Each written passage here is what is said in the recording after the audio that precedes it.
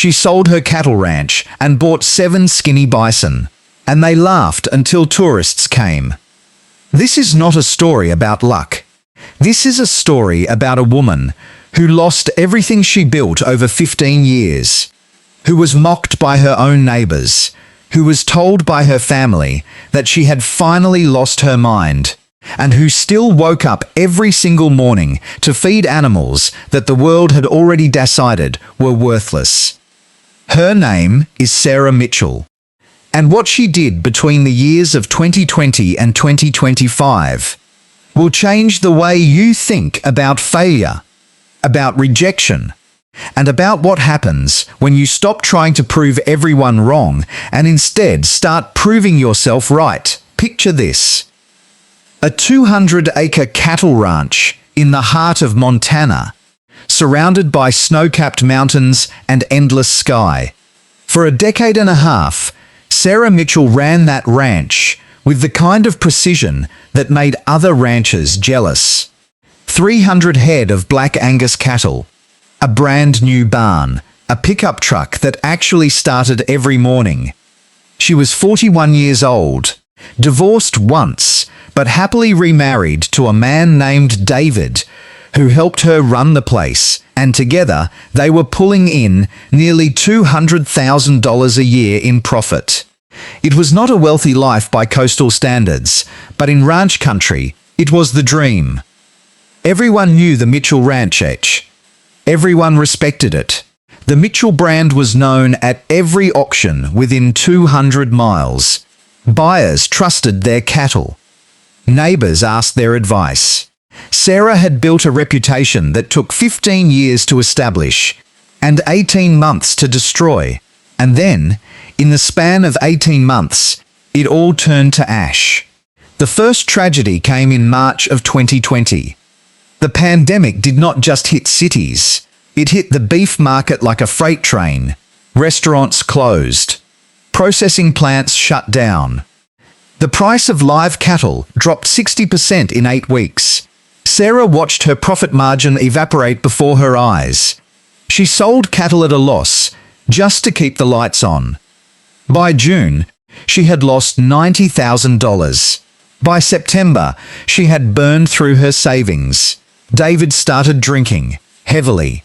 The man who used to wake up at 4 in the morning to check the fences was now sleeping until noon and smelling of whiskey by dinner. The ranch that had once been their shared dream became a battlefield. Every conversation turned into an argument. Every silence turned into a weapon. Sarah would find empty bottles hidden in the barn, behind the hay bales, under the workbench. She stopped mentioning them because mentioning them only made him angrier. The cattle still needed hay. The fences still needed mending. But the partnership that had built the ranch was rotting from the inside. The second tragedy arrived on a Tuesday in November. Sarah came home from a livestock auction to find David packing his bags. He stood in the kitchen, not looking at her, and said the words that would echo in her head for years. He said he was done. He said he could not watch them lose everything. He said he had met someone, a woman in town, someone who did not smell like cattle feed, and someone whose hands were not cracked from rope burns. He left that night. He took the newer truck. He took half the emergency fund. He took the last piece of stability she had. Sarah stood in that kitchen for 3 hours after he left, staring at the wall, not crying, not moving, just staring. The cattle still needed to be fed. So she fed them. She fed them in the dark, alone, talking to them because there was no one else to talk to. The sound of her own voice in the empty barn was the only thing that kept her from screaming. She slept in the barn that night because the house felt too big and too empty. The hay smelled familiar. The cows did not judge her. She lay on a pile of straw and stared at the rafters until dawn, wondering if this was what the rest of her life would feel like: hollow, cold. Alone, the third tragedy struck 3 months later.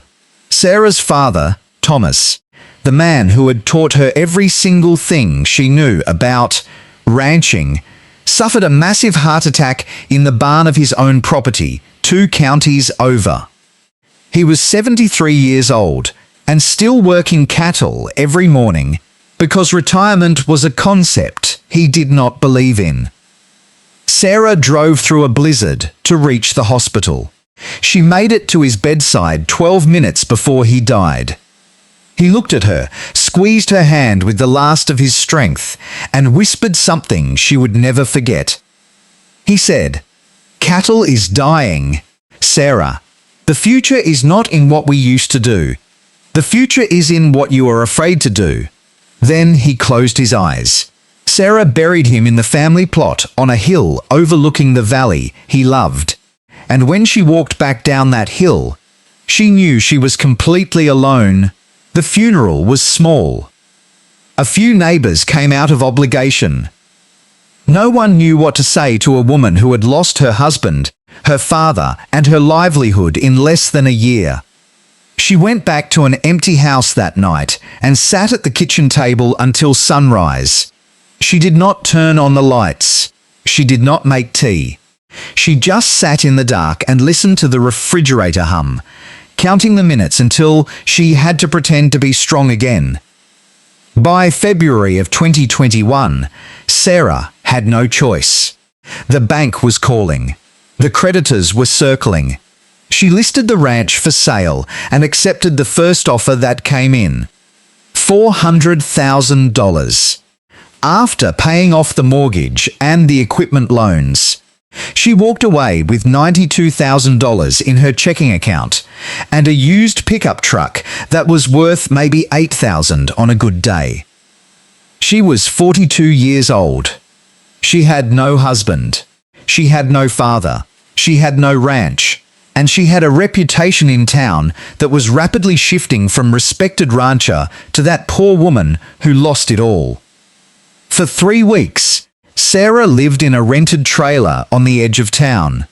She woke up at dawn out of habit, reached for her boots, and then remembered there were no cattle to check. She drove past her old ranch once and saw the new owners already tearing down the barn she and David had built. She did not drive past again. She sat in that trailer and stared at the ceiling and asked herself the same question every single day. What now? What do I do with the rest of my life? I know cattle. I know land. I know hard work. But I have no land. I have no cattle. And I have no money to start over. Then one night, scrolling through her phone at 2 a.m, because sleep was a stranger to her, Sarah saw an article about bison. Not the majestic 1,000-pound beasts that roam Yellowstone. These were different. These were cull animals. Jects. Bison that had been deemed too thin, too old, too sick, or too ugly for breeding programs. The article mentioned a small auction in Wyoming where ranchers were offloading these animals for pennies on the dollar. Something stirred in Sarah's chest. She did not know what it was. Maybe it was her father's voice. Maybe it was desperation. Maybe it was the first real feeling she had had in months.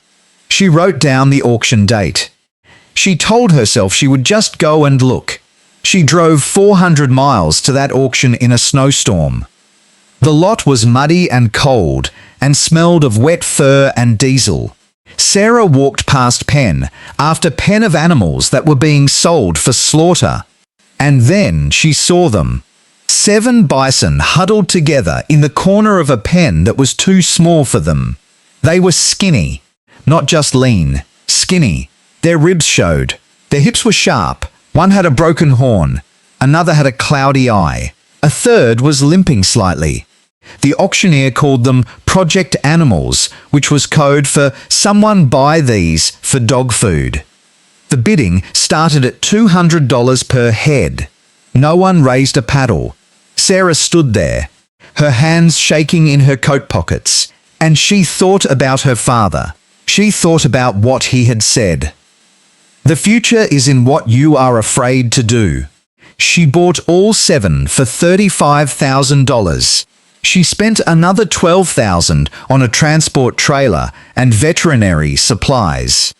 She rented 23 acres of overgrazed pasture land on the outskirts of a town called Bridger, Montana, a place where no one knew her and no one cared about her failures. When the bison arrived, they were even worse up close. The largest one, a female Sarah later named Hope, was so thin that her spine looked like a row of knuckles beneath her coat. The local veterinarian, a gruff old man named Earl, came out to examine them and shook his head. He told Sarah that 3 of them had chronic digestive issues, 2 had severe parasite loads, and 1 had a hoof infection that would require months of treatment. He asked her if she understood what she had gotten herself into. Sarah looked at those 7 animals, standing in the mud, looking back at her with eyes that held no judgment, and she said yes. She said she understood completely. The laughing started immediately. Her former neighbors heard about it through the grapevine. A cattle rancher buying sick bison? It was like watching a master chef open a hot dog stand. They drove past her rented pasture to gawk. They took photos from the road. One of them, a man named Greg, who had always been jealous of her success, posted a photo on Facebook with the caption, "Remember when Sarah Mitchell had the best Angus herd in the county? Now she's got walking skeletons. Sad." The post got 87 comments. Most of them were laughing emojis. Sarah saw it. She did not respond. She got up the next morning and mixed the special feed the vet had prescribed. Her own cousin, a woman named Diane, who she had grown up with and who she had once considered her closest friend, called her in tears. Not tears of sympathy, tears of anger. Diane told her that she was embarrassing the family. She said that everyone was talking about how Sarah had lost her mind after David left and after Uncle Thomas died. She said that buying those bison was not a business decision, it was a cry for help. She begged Sarah to sell them, to come back to town, to get a normal job at the feed store, to stop being the subject of gossip. Sarah listened to every word. When Diane finished, Sarah thanked her for calling. Then she hung up and walked outside to check on Hope's hoof. The first failure came fast and hard. Sarah had assumed she could raise the bison and sell them for meat. Bison meat was trendy. It was lean. It was organic. Restaurants in Bozeman and Billings were putting it on menus. She spent $6,000 on a mobile slaughter unit and another $4,000 on custom packaging. She called every restaurant within 100 miles. She sent samples. She offered prices lower than market rate. And do you know what happened? Nothing. Not a single order. The restaurants told her that her bison were too small to produce consistent cuts. The butchers told her that the meat was fine, but the story was not compelling enough.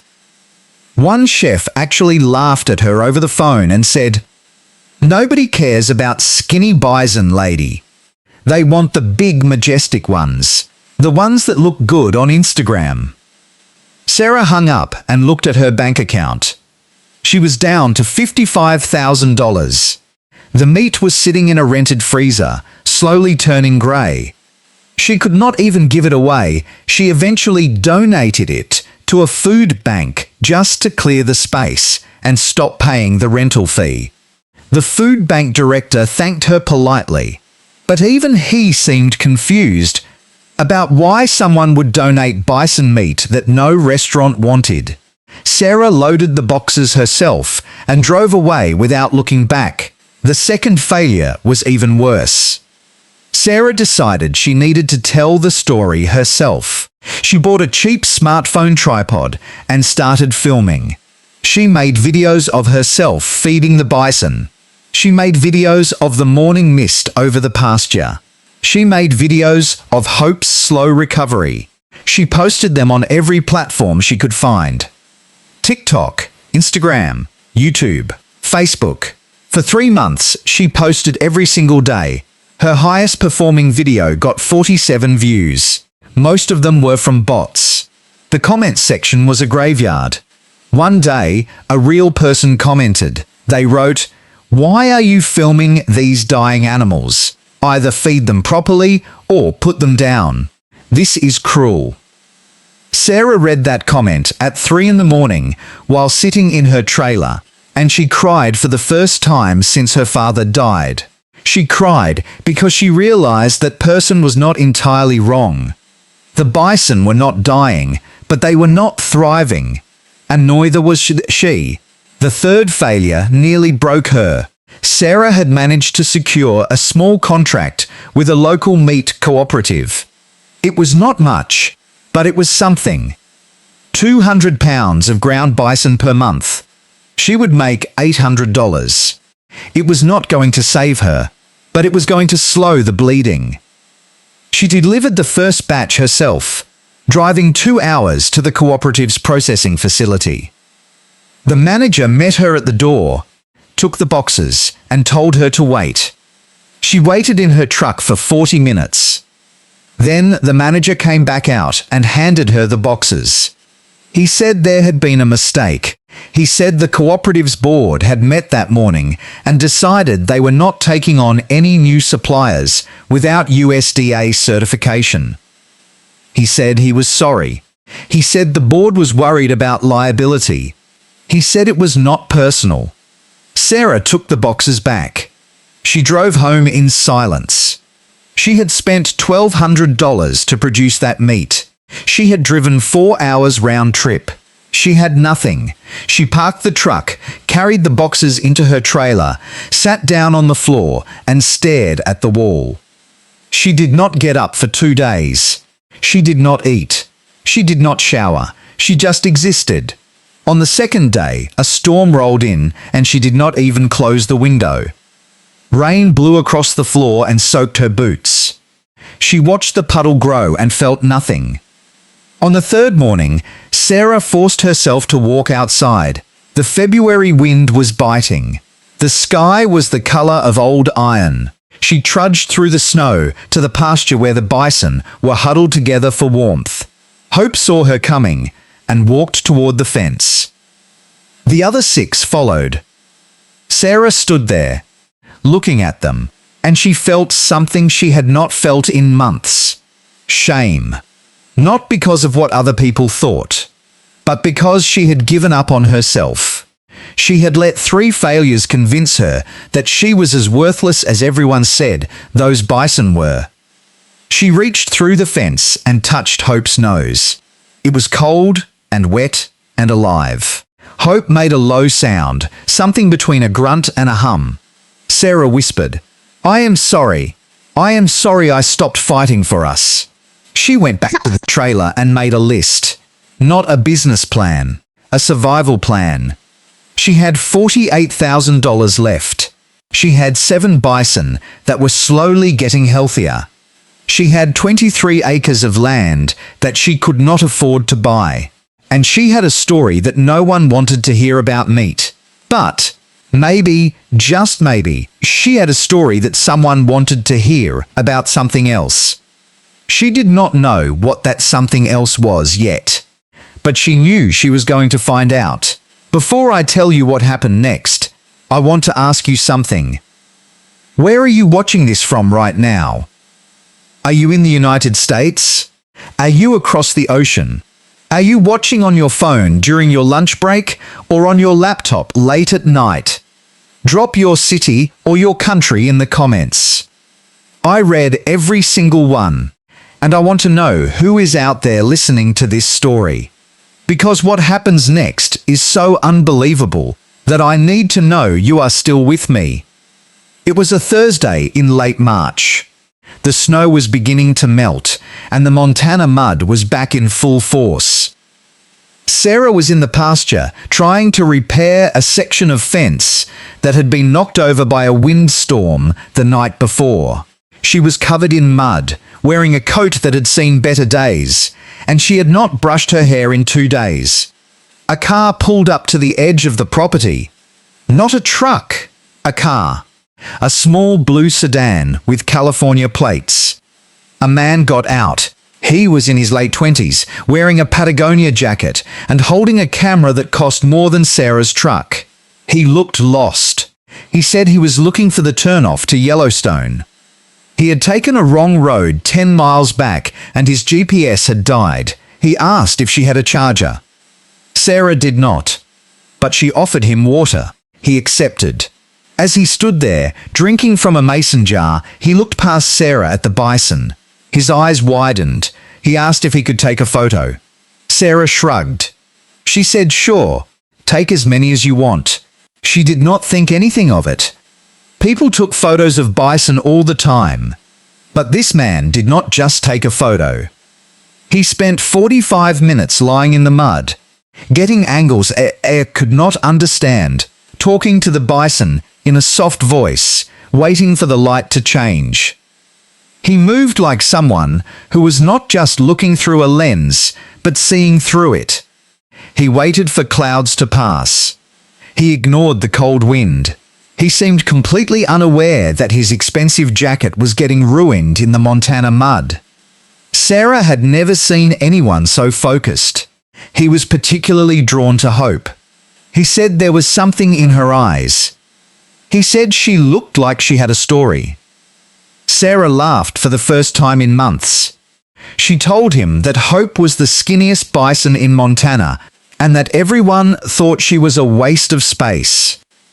The photographer looked at Sarah with complete seriousness and said, "The best stories are never about perfection. They are about survival." He left. Sarah forgot about him. 3 days later, her phone started buzzing. It was a friend from her old life, someone she had not spoken to in months. The friend asked if Sarah had seen Instagram. Sarah said no, she had not checked social media in weeks. The friend sent her a link. The photographer, whose name was Julian Reyes, had posted a series of black and white photos of Hope. The caption was simple. It said, "Met a woman in Montana who is saving animals the world threw away. This is Hope. She is not perfect. She is better than perfect. She is real." The post had 340,000 likes. It had been shared by National Geographic's unofficial community page. The comments were flooding in. People were asking where this was. People were saying they wanted to visit. People were calling Hope a symbol of resilience. Sarah sat on the floor of her trailer and stared at her phone until the screen went dark. She did not sleep that night. She paced. She thought. She remembered what Julian had said. The best stories are about survival. And then she remembered what the chef had said months earlier. Nobody cares about skinny bison. They want the big majestic ones. The ones that look good on Instagram. Sarah looked at Julian's photos again. Hope did not look majestic. She looked broken. She looked tired. She looked like she had been through hell and was still standing. And 340,000 people had looked at that brokenness and seen something beautiful. Sarah realized something that would change everything. People did not want to eat bison. They wanted to meet bison.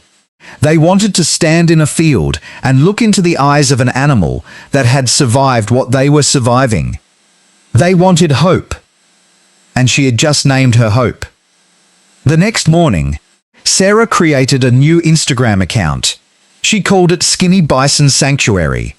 She posted one photo. It was her and Hope, standing in the mud, both of them looking exhausted and alive. The caption said, "7 skinny bison, 1 broken woman. You are invited." She did not know what she was inviting people to. She just knew she was inviting them. She went to bed that night with 12 followers, all of them bots. When she woke up, she had 460 real followers. By the end of the week, she had 12,000. The messages started pouring in. People asking if they could visit. People asking if they could volunteer. People asking if they could donate. Sarah did not have a donation button. She did not have a visitor policy. She did not have liability insurance. But she had something better. She had demand. That first weekend in April, 12 people showed up. They drove from Bozeman. They drove from Billings. One couple drove all the way from Idaho. Sarah had no plan. She stood in the pasture and talked about Hope's recovery. She talked about the broken horn on the male bison she had named Atlas. She talked about the cloudy eye on the old female she had named Grace. She did not have a script. She just told the truth. The visitors stood in the mud and listened. Some of them cried. At the end of the 2 hours, a woman handed Sarah a $20 bill. She said, "I have not felt this peaceful in years. Please take this." Sarah tried to refuse. The woman insisted. The other 11 visitors did the same. Sarah made $240 that day. It was the first money she had earned in 8 months. She sat in her truck after they left and cried again. But this time, they were different tears. By May, Sarah had a system. She opened the sanctuary every Saturday and Sunday. She charged $20 per person. She limited it to 20 people per day because she did not want to stress the bison. She bought a used picnic table and set it up by the fence. She made coffee in a thermos for visitors who drove far. She started telling the stories of each bison, not just their medical histories, but their personalities. She told people that Atlas was afraid of loud noises because he had been transported in a broken trailer. She told people that Grace had been a breeding female for 10 years and had been discarded when her calves stopped being premium quality. She told people that Hope was the leader of the herd, not because she was the biggest, but because she was the bravest. The visitors did not just see bison, they saw themselves. They saw their own rejections. They saw their own brokenness. And they saw what healing looked like. By August of 2021, Sarah was making $400 every weekend. She had hired a local teenager to help with parking. She had installed a simple porta potty. She had saved enough to lease an additional 40 acres.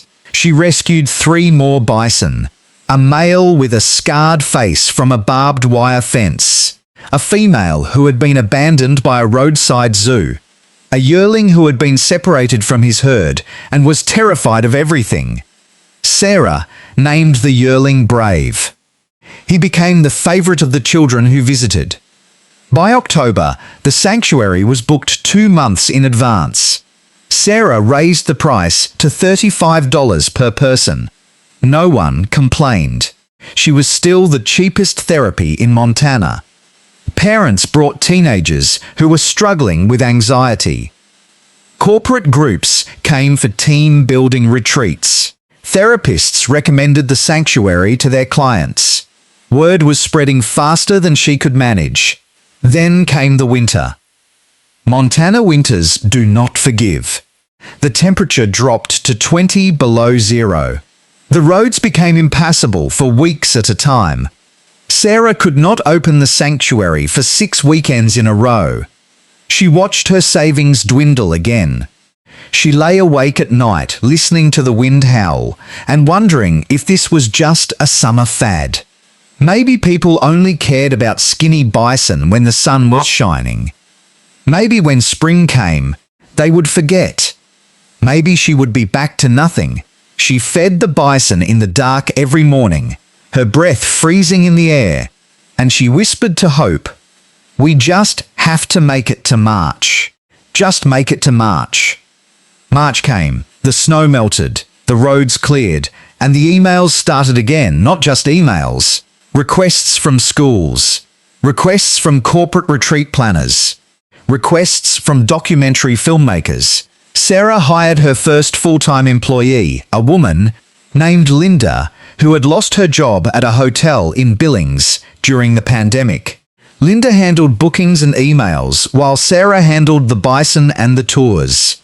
They opened 5 days a week. They added a small gift shop in a converted shed, T-shirts that said Skinny Bison Survivor, mugs with Hope's face on them, postcards with Julian's original photographs. The revenue in 2022 hit $340,000. Sarah could not believe it. She had made more in 1 year with 10 bison and a shed than she had made in her final year with 300 cattle and 200 acres. In 2023, everything exploded. A writer from Outside Magazine visited the sanctuary and spent 3 days with Sarah. The resulting article, published in June, was titled "The Rancher Who Found Gold in Rejected Bison." It was not just a profile. It was a manifesto. The writer argued that Sarah had accidentally created a new model for rural tourism, one based not on perfection, but on authenticity. The article went viral in outdoor and travel circles. Within a month, Sarah had a waiting list of 3,000 people. She leased 80 more acres. She built a proper visitor centre, with large windows overlooking the pasture. She hired 5 more staff members, including a social media manager and a conservation educator. She started a YouTube channel where she posted weekly updates about the bison.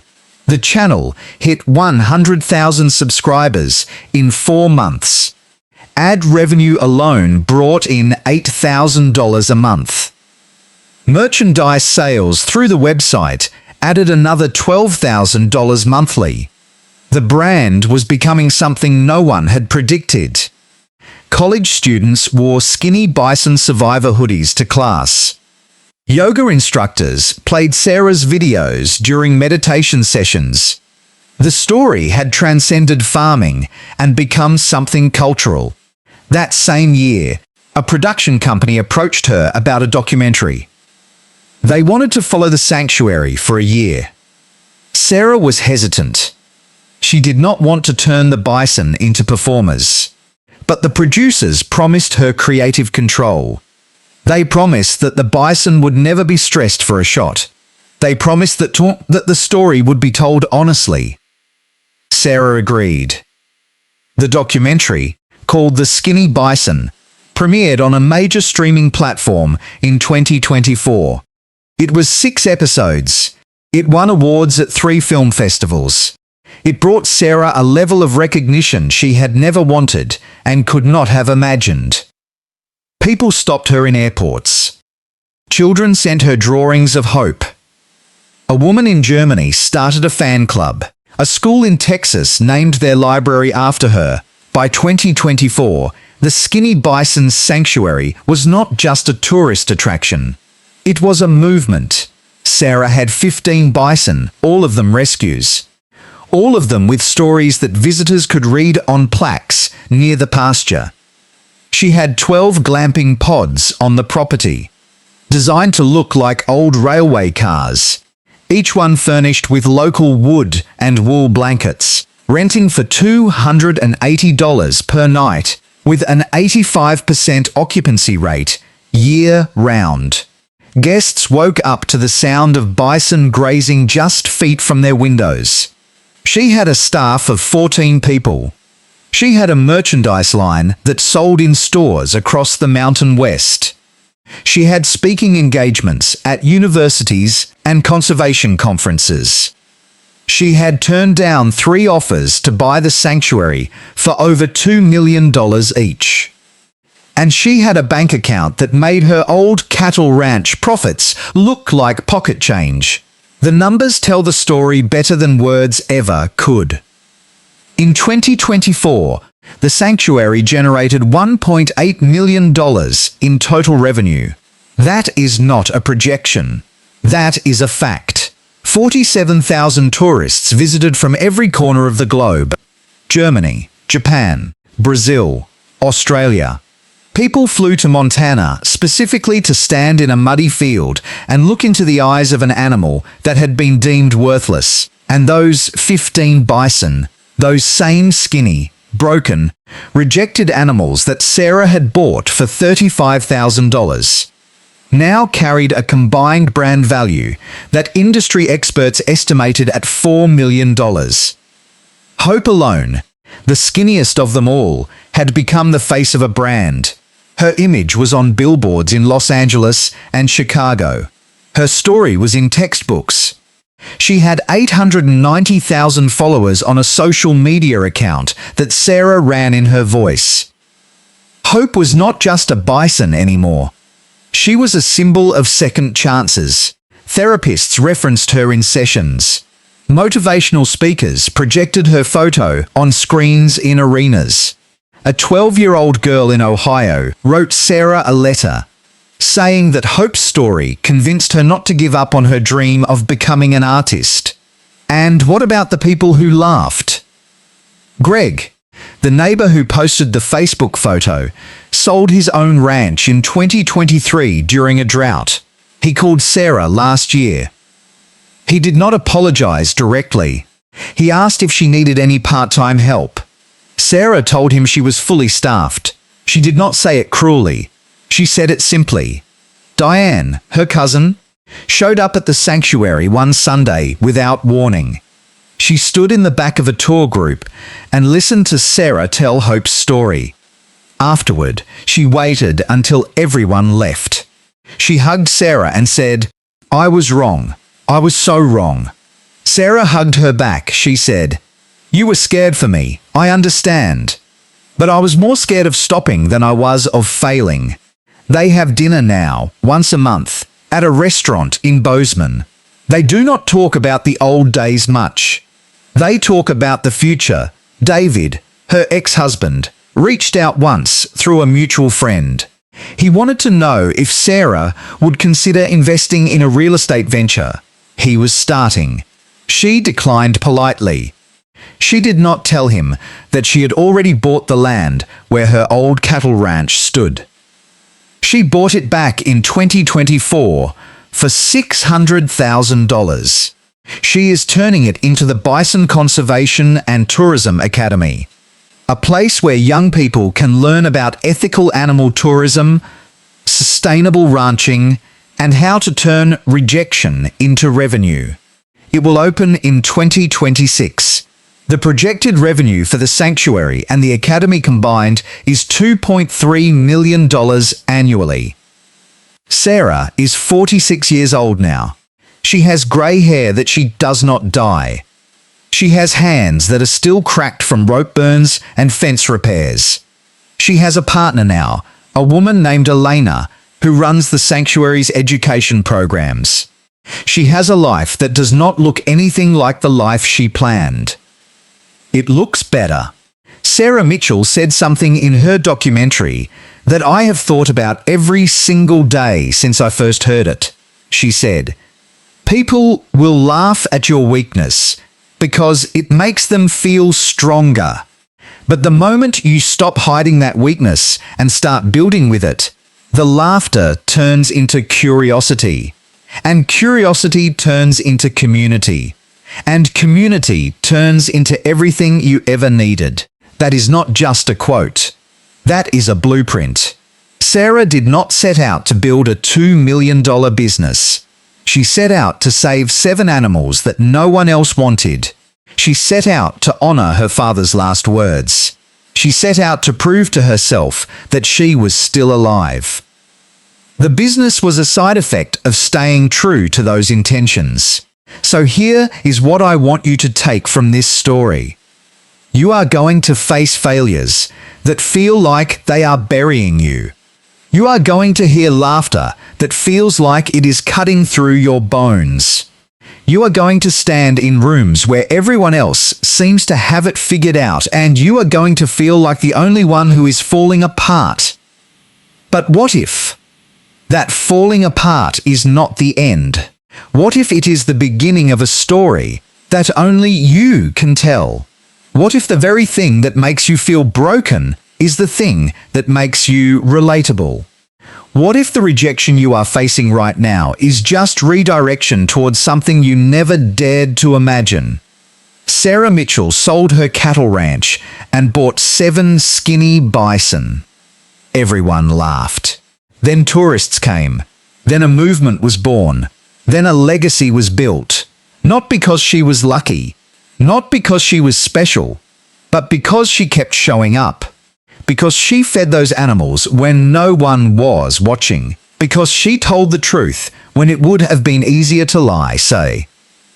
Because she looked at 7 creatures that the world had thrown away, and she saw something worth fighting for.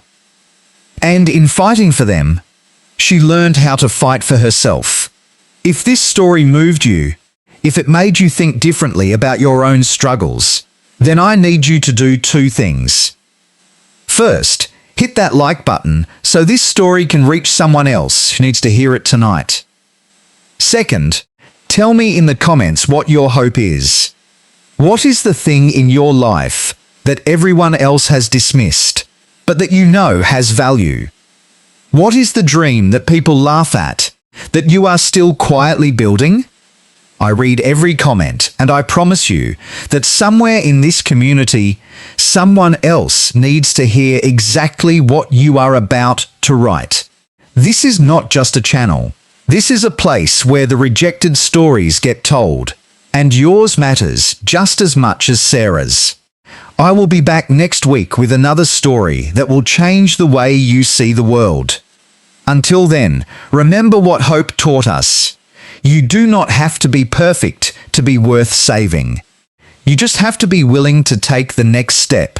Thank you for watching. Thank you for being here. Good night.